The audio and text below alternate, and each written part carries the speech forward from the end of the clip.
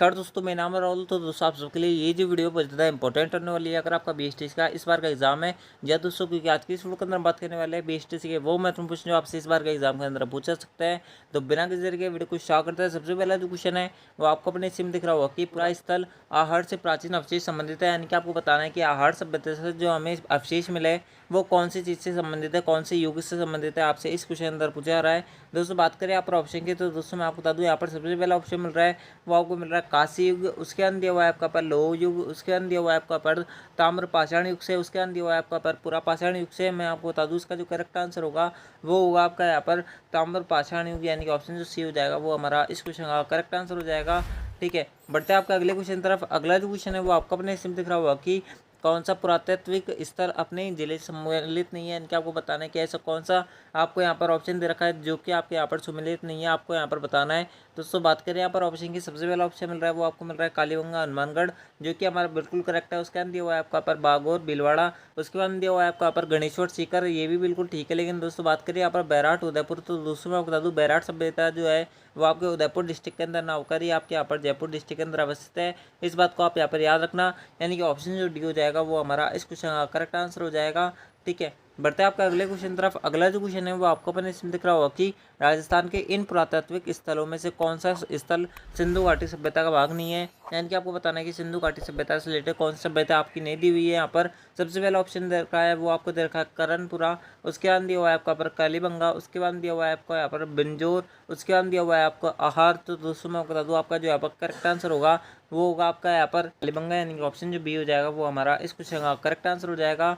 बढ़ते हैं आपका अगले क्वेश्चन तरफ। अगला जो क्वेश्चन है वो आपको अपने इसमें दिख रहा होगा कि 1734 में आहूत हुड्डा सम्मेलन की अध्यक्षता किसने की थी। यानी कि आपको बताना है कि हुड्डा सम्मेलन की जो अध्यक्षता की गई थी वो किस शासक द्वारा की गई थी, आपसे इस क्वेश्चन अंदर पूछा जा रहा है। दोस्तों बात करें यहाँ पर ऑप्शन की, सबसे पहला ऑप्शन मिल रहा है वो आपको मिल रहा है सवाई जय सिंह। उसके बाद में दिया हुआ है आपका पर जोरावर सिंह। उसके बाद दिया हुआ है आपका पर दुर्जन साल। उसके बाद दिया हुआ है आपका पर जगत सिंह। मैं आपको बता दूं इसका जो करेक्ट आंसर होगा वो होगा आपका पर जगत सिंह, यानी कि ऑप्शन जो डी हो जाएगा वो हमारा करेक्ट आंसर हो जाएगा।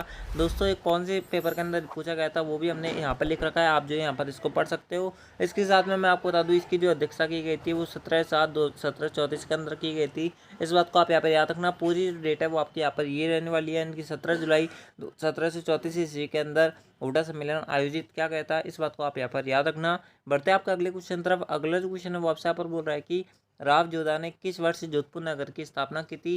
यानी कि आपको बताना है कि जोधपुर की स्थापना कौन से सन के अंदर की गई थी, आपसे इस क्वेश्चन अंदर पूछा जा रहा है। दोस्तों बात करें यहाँ पर ऑप्शन की, तो दोस्तों मैं आपको बता दूँ आपका जो यहाँ पर करेक्ट आंसर होगा वो होगा आपका यहाँ पर 1459 ईस्वी, यानी कि ऑप्शन जो बी हो जाएगा वो हमारा इस क्वेश्चन का करेक्ट आंसर हो जाएगा।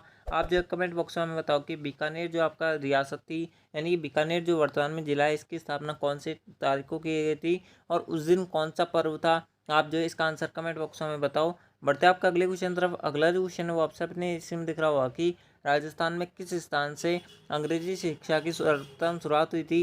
यानी कि आपको बताना है कि राजस्थान में सबसे पहले अंग्रेजी जो शिक्षा थी वो कहाँ से स्टार्ट हुई थी, इस क्वेश्चन अंदर पूछा जा रहा है। दोस्तों बात करें यहाँ पर ऑप्शन की, सबसे पहला ऑप्शन मिल रहा है वो आपको मिल रहा है बीकानेर। उसके बाद दिया हुआ है आपका पर कोटा। उसके बाद दिया हुआ है आपका पर अजमेर। उसके बाद दिया हुआ है आपका पर उदयपुर। मैं आपको बता दूँ इसका जो करेक्ट आंसर होगा वो होगा आपका पर उदयपुर, यानी ऑप्शन जो डी हो जाएगा वो हमारा इस क्वेश्चन का करेक्ट आंसर हो जाएगा। ठीक है, बढ़ते हैं आपका अगले क्वेश्चन तरफ। एंड दोस्तों आप जो है इस वीडियो क्लास में हमें जरूर बताना है कि आपके कितने क्वेश्चन से हुए, जिससे आपको अपनी तैयारी का पता चलेगा कि आपको कितना पता है कितना नहीं पता।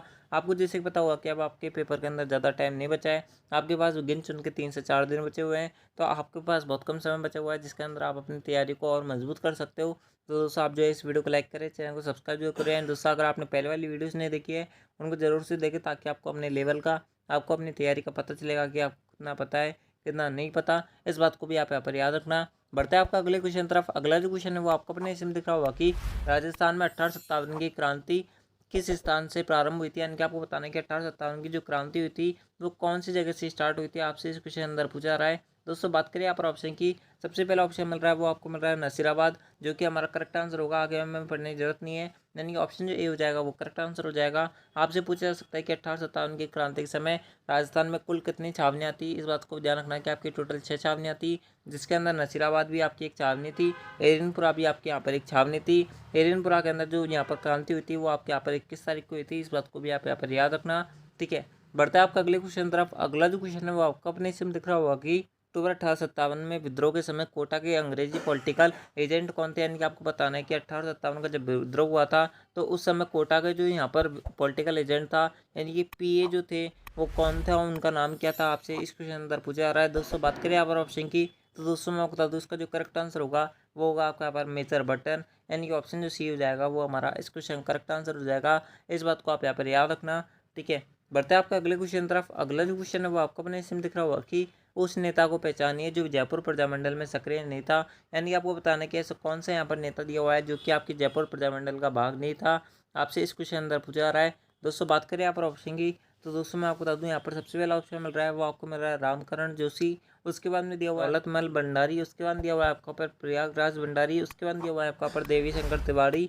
मैं आपको बता दूं इसका जो करेक्ट आंसर होगा वो होगा आपके यहाँ पर देवी शंकर तिवारी, यानी कि ऑप्शन जो डी हो जाएगा वो हमारा इस क्वेश्चन करेक्ट आंसर हो जाएगा, ठीक है। बढ़ते हैं आपका अगले क्वेश्चन तरफ। अगला जो क्वेश्चन है वो आपको अपने इसमें दिख रहा होगा कि कंपनी अधिकारी जिसकी 1857 की क्रांति के दौरान कोटा में हत्या की गई थी वह कौन था, आपसे इस क्वेश्चन अंदर पूछा जा रहा है।